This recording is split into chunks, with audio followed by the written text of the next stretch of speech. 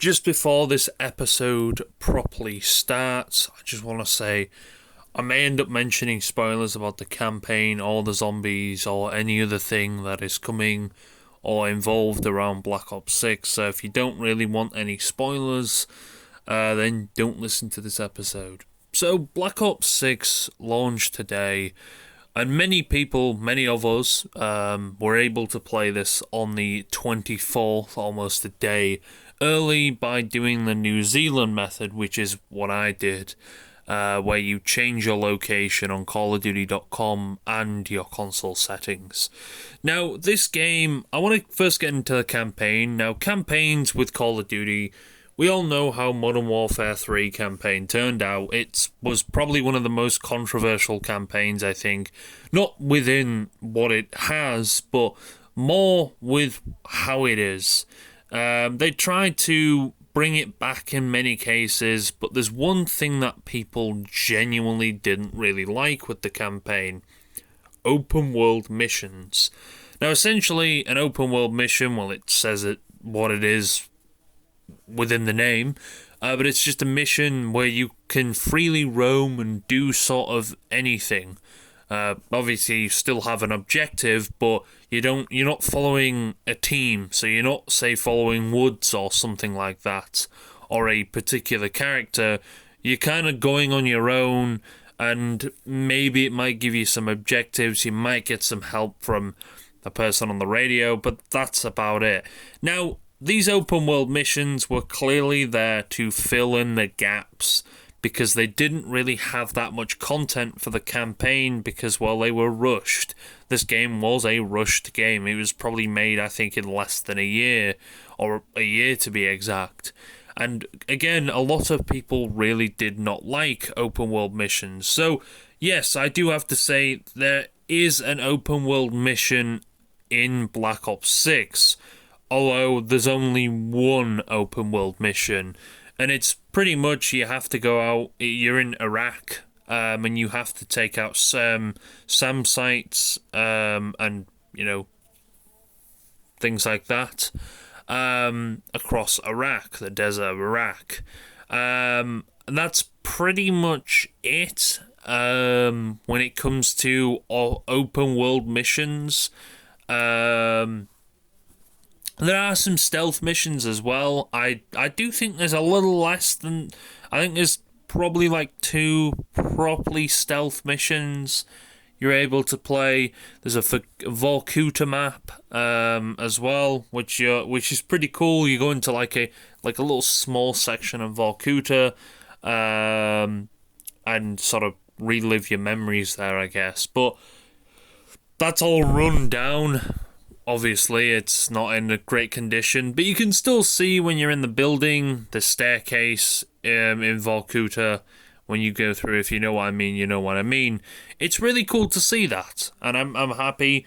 Now, there are new characters. There's Jane Harrow, which is, I think, she works for the CIA. In fact, she's probably one of the main characters in this game, when it comes to this, and she is one of the main characters when it comes to Pantheon. Pantheon is sort of a new American sort of military service. It's like paramilitary terrorist organization, it says on the fandom. It's like Shadow Company, Pantheon.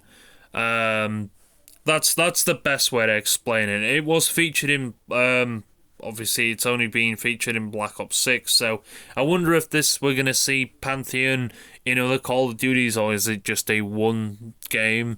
This was a follow-on from Cold War, so, a lot of the stuff we're going to see is probably, we're going to see some new characters, but we are going to see some of the same, characters as well. You play as Case. Now, I think we're pretty much like Bell. We're just another sort of CIA person, another CIA asset, who pretty much is just, kind of working for the CIA, and probably being brainwashed in many cases as well.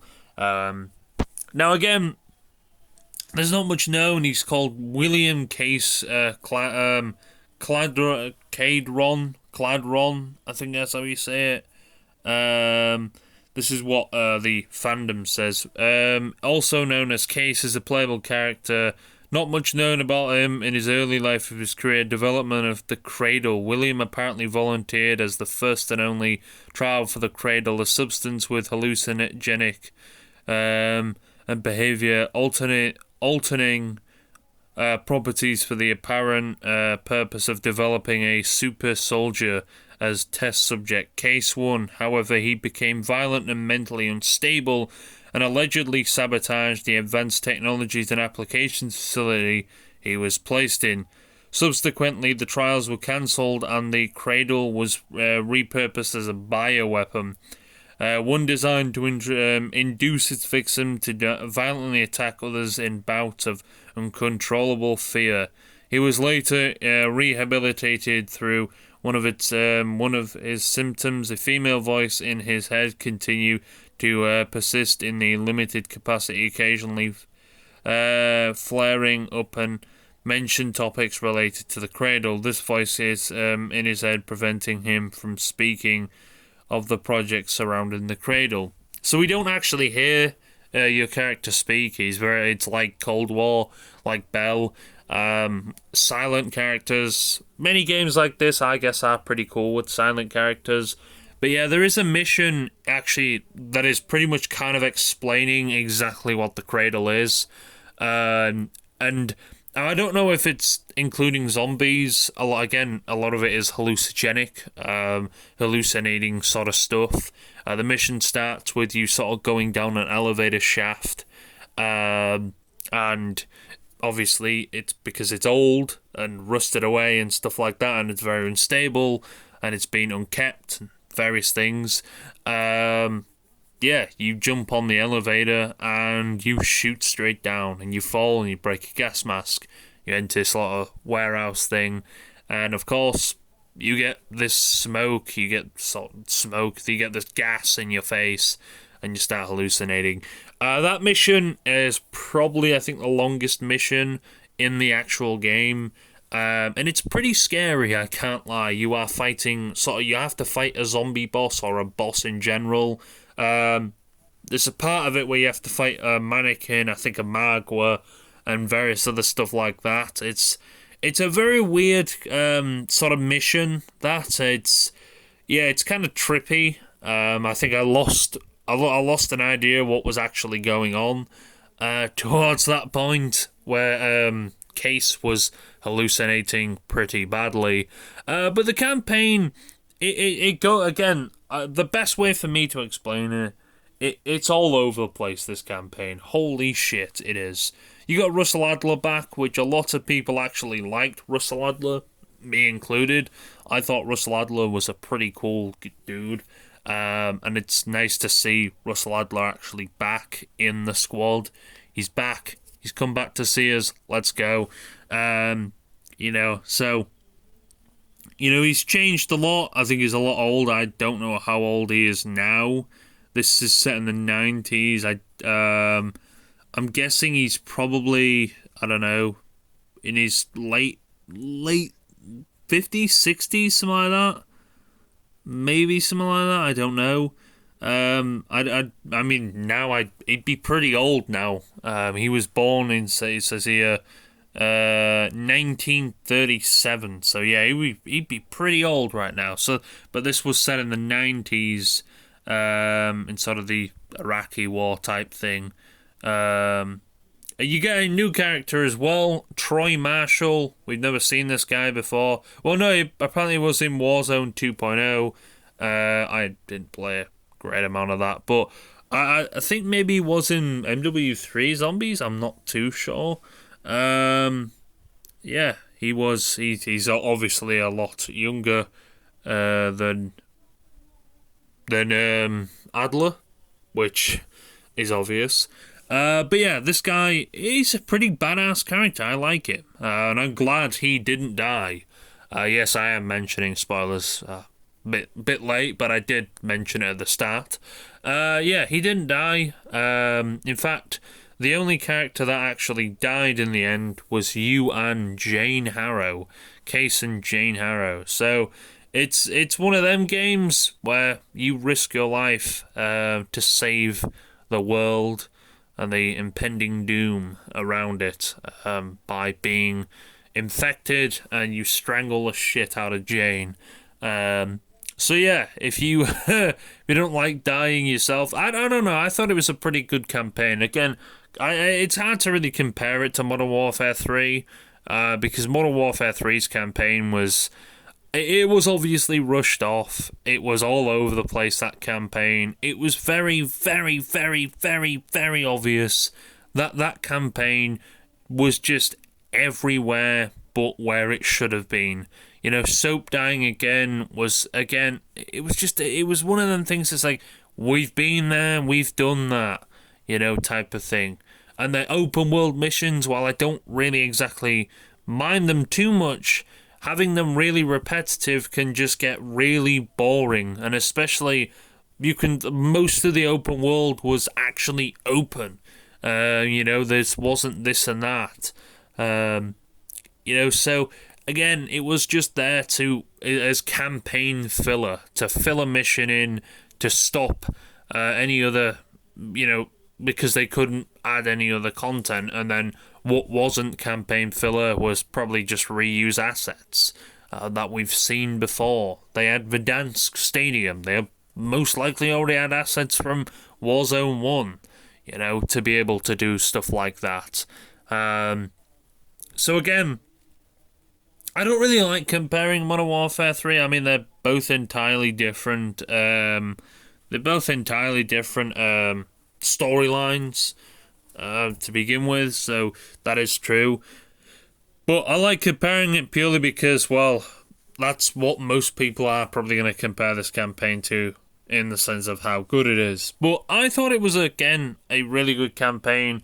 My best take is, if you enjoyed Call of Duty Cold War, you're probably going to like, Black Ops Cold War even, you're most likely going to like Black Ops 6. I think the campaign especially you're going to like.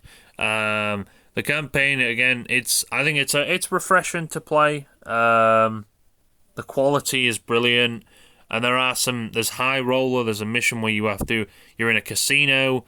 I enjoy that part of the campaign.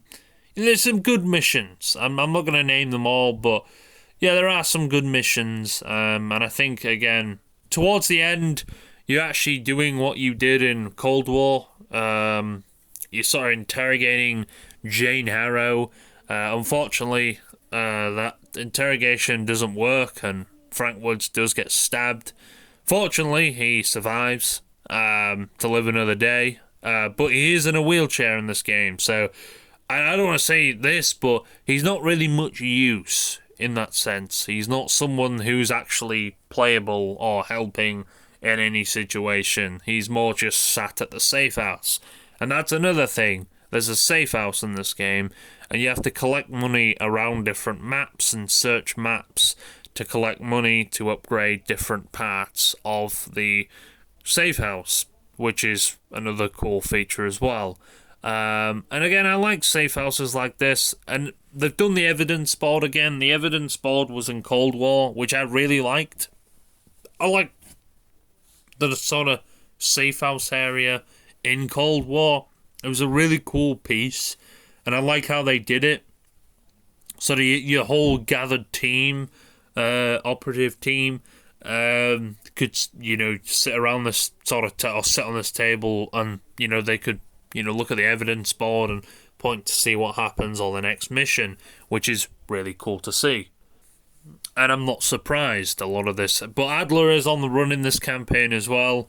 And the most popular mission, or the mission that most people are going to like, is going to be it's going to be the Most Wanted mission, where you're at the Capitol Station in Washington DC, which Bill Clinton is there doing his sort of speech thing.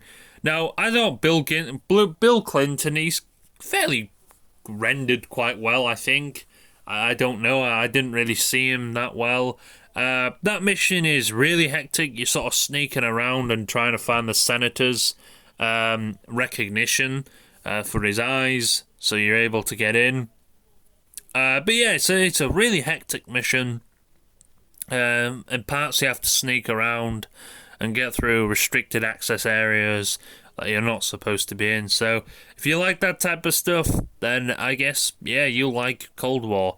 There's all different types. There's lockpicks that are back as well, so if you like the lockpicking mechanics, and there's a lot of sort of breaking codes and keypads as well. So again, if you like keypads where you use a backlight to actually check the fingerprints of someone who's just been in this door, then yes, they are some of the mechanics that are available in the campaign, which is cool. I wonder if we'll see any of the mechanics in the Warzone. I'm not entirely sure.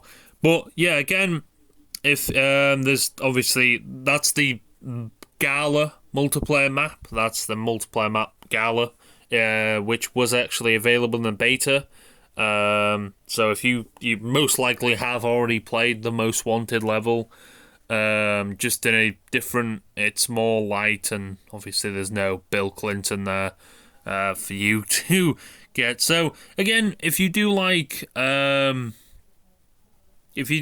campaign, well, it's not surprising because it's a follow-on from Cold War, so why wouldn't you like it? So let's get into Zombies. Now, Zombies is back to its basics. A lot of people have been complaining for a while, saying they want Black Ops Zombies back. They want zombies in general back. The Zombies community haven't really had something in the Zombies community, or at all, from Zombies, probably since Cold War. I don't want to include Vanguard because, well, Vanguard was just, to put it into better words, it was fucking horrible. It was, I think they released one decent map, and it was a remake of Shino Numa from World at War. And that was an okay map. But other than that, the rest, I don't think there were properly round-based zombies, and there was just weird stuff. You couldn't pause the game. There were a lot of problems with Cold War Vanguard. Getting mixed up. Cold War actually made it changed zombies a fair bit. Now, it did get quite a lot of hate, and a lot of people didn't really like it in certain things. The fact that there's a mini-map and various other things. The perk cans were available in cans instead of bottles, like they originally used to be. So again, that caused a fair bit of controversy. They're still using perk cans in Black Ops 6, so they're going to carry on with that tradition. I don't know for how long, but it's nice that the perk machines haven't exactly changed a whole lot. That's good. The Pack-a-Punch is pretty much the Pack-a-Punch from Cold War, although you don't have that really annoying menu you have to go into, so you just go to the Pack-a-Punch and you Pack-a-Punch it. I would really love to have the original Pack-a-Punch back, to be honest with you, because that kind of made some scary stuff.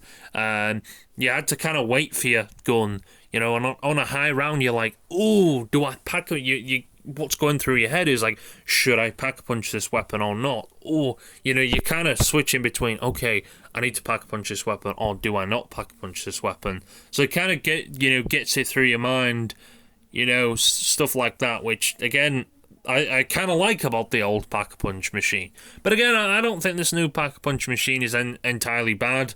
They've got rid of the main problem with the Pack-a-Punch, which was the menu. I don't think it was a huge problem, but some people did complain about it, so I guess that is what it is. But the Zombies is very refreshing. Again, I'm gonna say, if you enjoyed Cold War Zombies, I'm gonna say you probably you will end up liking this. It's hard to say though, because this did actually get quite a lot of shit. Black Ops 6 Zombies. I know with the map Liberty Falls got a lot of hate when it first was revealed. A lot of people are saying, "Oh, it just looks like a multiplayer map." It looks like the Call of Duty community has kind of changed. I don't know. Their opinions have slipped away and changed when they've played it. Liberty Falls, my best, like, very summarized review of that. It's a fucking hectic map. In fact, in general, this game, I feel like the zombies they've changed. They've tweaked something. I feel like there are more zombies per round than there usually are, and the zombies are more aggressive than they usually are.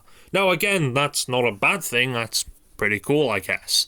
You know, having more aggressive zombies means it's more harder, and obviously things are more difficult in that sense. And again, that adds that frustration and annoyance with trying to get stuff done because, well, again, zombies are pretty crazy on this map. And there are multiple times where there's 2 or 3 Magwas on the map, and it's frustrating to try. If someone goes down, most likely the best thing, they are most likely dead unless you've got something that's able to keep you hidden. Then yeah, Gobblegums are back. I haven't really got the gist of Gobblegums yet and how they are, but there are, from what I've seen and what I remember about Black Ops 3 Gobblegums, it looks like there are some Gobblegums that have come straight back. So we're seeing previous Gobblegums again, which I don't really have a problem with that. So I wonder if they're going to be adding Gobblegums with next maps. Apparently there is going to be a map launched towards the end of this year. So I guess we'll see if that's true or not, if it is revealed. So yeah, I think Zombies is very good.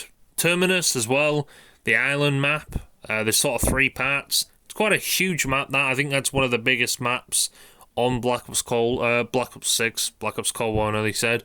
But yeah, that map, you have sort of a shipwreck, you have an island, and then you have the main island. I'd say the best thing is, it probably gives me Zetsubou no Shima vibes, and if you've ever played Zetsubou no Shima, you'll understand what I'm on about. But if you like Zetsubou no Shima, then I don't see, again, if you like Zetsubou no Shima, or you like Cold War zombies, you're probably going to like Black Ops 6 zombies. But again, I can't really speak for you. There are still some people saying that they don't like it, which is, I guess you can't please everyone, even these days, unfortunately. But yeah, I'd say it's a brilliant game for what it is, and you will most likely enjoy it. The only thing I'd say is, be prepared, because it is a pretty hectic thing, and unfortunately, some people aren't. Now, for a little bit of a small review on multiplayer, I've played of it anyway. I haven't played a lot of multiplayer, to be honest. I think I've been more focusing on just zombies, and I think that's kind of what I expect and wanted to do. Play zombies. Now, of course, you can rank up and you can use your multiplayer rank. You can pretty much rank up any of your guns or your multiplayer rank in zombies as well. So, if you're more of a zombies player, you're most likely going to rank yourself up doing and playing zombies as it is. So, again, if you don't have a problem with stuff like that, you shouldn't really have a problem with, multiplayer and, having your guns ranked up and stuff like that. Now, there is, obviously, people have gotten gold. I don't know if anyone's got diamond yet, but within a few hours of everything going on, people, I think someone already unlocked gold on a few weapons, which is pretty crazy. We obviously have the classic prestige system back again, which, if you like that, then you're gonna like it. Well, if you like Black Ops 2 and various other things, you're gonna like that as well. I think there's 11 maps that are available at launch, so that's pretty well done. I don't know how much the average Call of Duty has for map sizes, or for maps in general on launch. I think Nuketown is one of them as well. But yeah, I again, my overall review of, if I had to give it a 10 out of 10, I'd give it, I'd give it a 10 out of 10. Campaign was brilliant. I absolutely loved campaign. It was refreshing to see something different and not just something repetitive and very short. Again, yeah, I did like some of the open world missions where it was sort of stealth, but again, it maybe a little too repetitive. Maybe I don't mind one, maybe at a push two open world missions, but you start doing back to back open world missions, and it's a bit like we get it type of thing. But hey, each to their own, and maybe some people did actually like the open world missions, so hey, fair enough if you did. But yeah, I'd give it a 10 out of 10 this game. I think it's brilliant. We're back with some good old Call of Duty, and I'm glad to see it. But again, that's my review now. I might do a review towards the end of the life cycle of Black Ops 6 to finalise everything, what's going on. But yeah, again, I like it. I think it's a great game. And again, my best thing to say is if you enjoyed Cold War, you might enjoy this game. I can't say for certain, but yeah, I'd say you probably might, I don't know, enjoy this game for what it is. But it's got a lot of different stuff, so if you don't like difference, then I don't really know what to tell you. But yeah, that's really all I've got to do on this. Thank you for listening, and sorry if you listened past any spoilers.